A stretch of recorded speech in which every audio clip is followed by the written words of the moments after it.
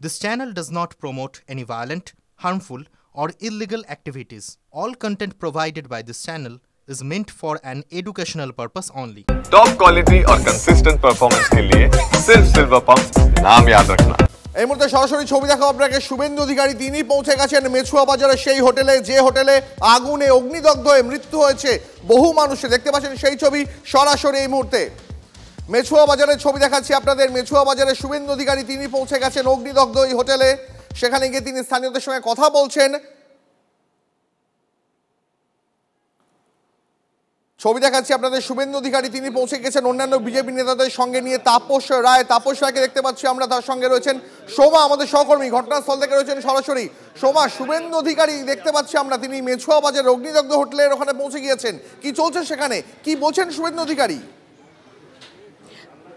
হ্যাঁ দেখো, এই মুহূর্তে শুভেন্দু অধিকারী তিনি এখানে এসে পৌঁছেছেন একেবারেই সেই স্পট, অর্থাৎ আগুন লাগার ঘটনা যেখানে ঘটেছিল এবং মর্মান্তিক মৃত্যুর ঘটনা, সেখানে কিন্তু এই মুহূর্তে শুভেন্দু অধিকারী তিনি এসে পৌঁছেছেন এবং দেখতেই পাচ্ছ ঘটনাস্থল তিনি পরিদর্শন করছেন এবং এখানে রয়েছে পুলিশ প্রশাসনের তরফ থেকে যারা রয়েছেন তাদের সাথেও তিনি কিন্তু কথা বলছেন। এবং আমরা দেখলাম যে দেখো আজকে সকালেই কিন্তু এই যে হোটেলের ম্যানেজার সহ হোটেলের মালিক তাকে গ্রেফতার করা হয়েছে এবং গতকালও আমরা দেখেছি এই যে মর্মান্তিক মৃত্যু, এত লোকের মৃত্যুর ঘটনা, তা নিয়ে কিন্তু এই হোটেল নিয়ে কিন্তু একটি বড় প্রশ্ন উঠছে যে এই হোটেলে কিভাবে দিনের পর দিন প্রশাসনের চোখের সামনে অবৈধভাবে এই হোটেল দিনের পর দিন ধরে চলেছে। এই হোটেলের কোনো লাইসেন্স নেই, কিভাবে চলছে। এবং আরও একটি বিষয় যেটা যে একেবারে পানশালা তৈরি করা হচ্ছে, সেই পরিস্থিতি এখানে দেখতে পাচ্ছ। ফলে প্রশাসনের ভূমিকা সেটা নিয়েও কিন্তু একটা প্রশ্ন উঠছে, যেহেতু একেবারে প্রশাসনের চোখের সামনে দিনের পর দিন লাইসেন্স ছাড়া কিভাবে এত বড় একটি হোটেল চলছিল, সেই বিষয় নিয়ে কিন্তু প্রশ্ন উঠেছে। এই ঘটনায় এত মানুষের মৃত্যু হয়েছে, গতকালই আমরা দেখেছি যে এই ঘটনাস্থলে কিন্তু বারবার এসেছেন বিজেপির প্রতিনিধি দল, তারা দেখেছেন। আজকেও কিন্তু এই মুহূর্তে আমরা দেখতে পাচ্ছি শুভেন্দু অধিকারী তিনি এসেছেন, তিনি এসে কিন্তু এই ঘটনাস্থল পরিদর্শন করছেন এবং এখানে যারা রয়েছেন তাদের সাথে পুলিশ প্রশাসনের তরফ থেকে যারা রয়েছেন তাদের সাথে কথা বলছেন। আমি একটু সরাসরি সেখানে নিয়ে যাব, শুভেন্দু অধিকারী কি বলছেন। তরুণ একটু ক্যামেরা পিছনে, তরুণ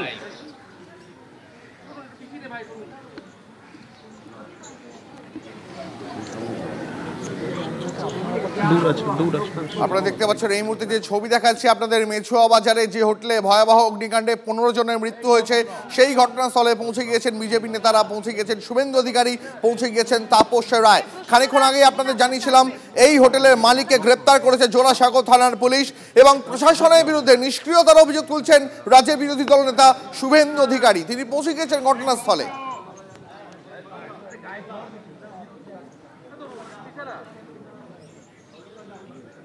সোমা আমাদের সঙ্গে রয়েছেন ঘটনাস্থল থেকে। সোমা, হ্যাঁ এই মুহূর্তে দেখতে পাচ্ছ শুভেন্দু অধিকারী তিনি এসে পৌঁছেছেন এবং প্রশাসনের তরফ থেকে যারা রয়েছেন তাদের সাথে কথা বলছেন এবং আমরা গতকাল থেকেই কিন্তু দেখেছি বিজেপির প্রতিনিধি দল এখানে এসেছেন, কিন্তু তারা বারবার যে বিষয়টি নিয়ে কিন্তু সাধারণ মানুষও প্রশ্ন তুলছেন যে কিভাবে এখানে প্রশাসনের চোখের সামনে দিনের পর দিন এইভাবে অবৈধভাবে এই ব্যবসা চলছে, অর্থাৎ এই হোটেলের কিন্তু কোনো রকম লাইসেন্স নেই, কোনো রকম কিছু নেই, একেবারে দিনের পর দিন কিভাবে এই হোটেলটি চলছে। অগ্নি নির্বাপক ব্যবস্থা, যেখানে দেখা যাচ্ছে যে অগ্নি নির্বাপক ব্যবস্থা রাখা হয়েছে, কিন্তু সেই অগ্নি নির্বাপক ব্যবস্থা কেন কাজে লাগলো না তা নিয়ে কিন্তু প্রশ্ন উঠেছে বারবার করেই। আর শুভেন্দু অধিকারী তিনি এসেছেন, এসে তিনি ঘটনাস্থল পরিদর্শন করছে। আমরা চেষ্টা করব আপনাদের দেখাচ্ছি সরাসরি মেছুয়া বাজারে যে হোটেলে অগ্নিকাণ্ডে 15 জনের মৃত্যু হয়েছে সেই হোটেলে পৌঁছে গেছেন শুভেন্দু অধিকারী। তিনি সেই এলাকায় পৌঁছে গেছেন, সেখানে পৌঁছে তিনি কথা বলছেন স্থানীয়দের সঙ্গে। সঙ্গে রয়েছেন বিজেপির আরেক নেতা তাপস রায়ও।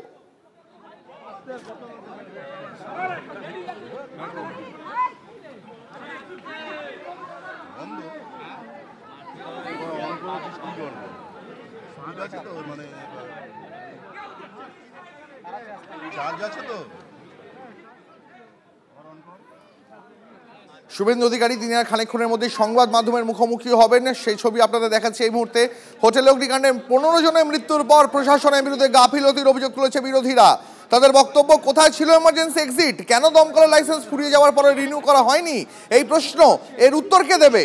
15 জন মারা গেলেন, তাদের মৃত্যুর দায় কার, এই প্রশ্ন বারবার তুলছেন বিরোধীরা।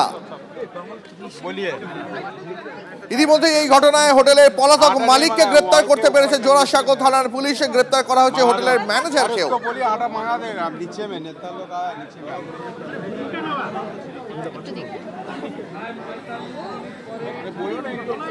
पॉलिटिकल क्वेश्चन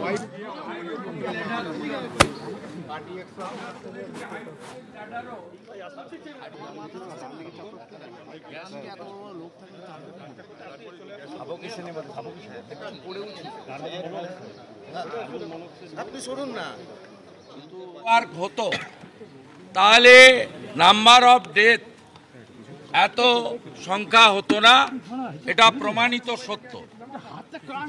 এই ঘটনা চাপা দেওয়ার চেষ্টা হয়েছে। মেয়র এবং পৌরমন্ত্রী বা রাজ্য সরকারের আরো একজন মন্ত্রী গত পরশুদিন এখানে এসেছেন, কিন্তু সংবাদ মাধ্যম বা বোর্ডার্সদের আত্মীয় স্বজনের কাছে তারা হতাহতদের সংখ্যা বা কি কি মেজার সরকার নিয়েছে কথা তারা বলেননি। তারা রাত্রি খানিকটা হওয়ার পরে বিশ্রামে চলে যান। পুরো সরকারটাই দীঘাতে থাকার কারণে এখানকার বোর্ডার্স বা ইফেক্টেড পিপলরা সবই অন্য রাজ্যের বাসিন্দা, দক্ষিণ ভারতেরও বাসিন্দা আছে, উড়িষ্যা বিহার তো আছেই। তাদের কাছে হেল্পলাইন নম্বর এসবের ক্ষেত্রে যে ইমার্জেন্সি দরকার হয় করা হয়নি।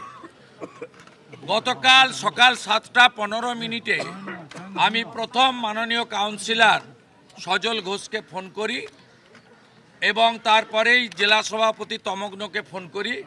তমগ্ন শারীরিক অসুস্থতা ছিল, সে তার কর্মী বাহিনী এখানে যারা আছেন বিজেপির সবাইকে পাঠিয়ে দেয়।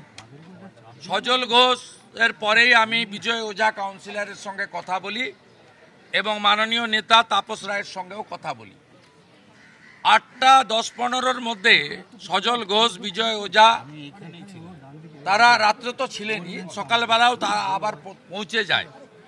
কারণ পুলিশ এবং সরকার মৃতদের সংখ্যা পরিচয় গোপন করছিল। এটা খুব উদ্বেগের বিষয় ছিল এবং কোনো হেল্পলাইন নম্বর চালু না থাকার কারণে আমরা আমাদের কাউন্সিলর সজল ঘোষের সেকেন্ড নাম্বারটা সোশ্যাল মিডিয়াতে দিয়ে আত্মীয় স্বজনকে সাহায্য করতে শুরু করি।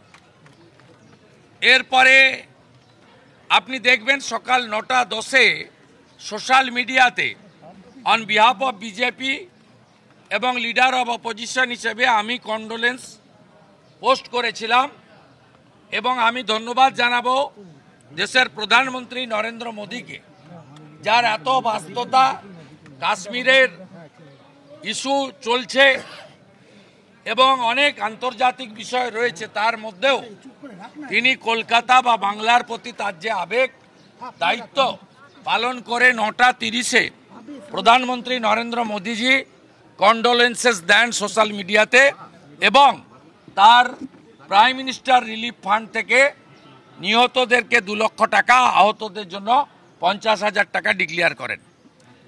যথারীতি আমাদের মুখ্যমন্ত্রী ঘুমাচ্ছিলেন, তিনি তার কোনো পোস্ট আপনি পাবেন না বিফোর প্রাইম মিনিস্টার।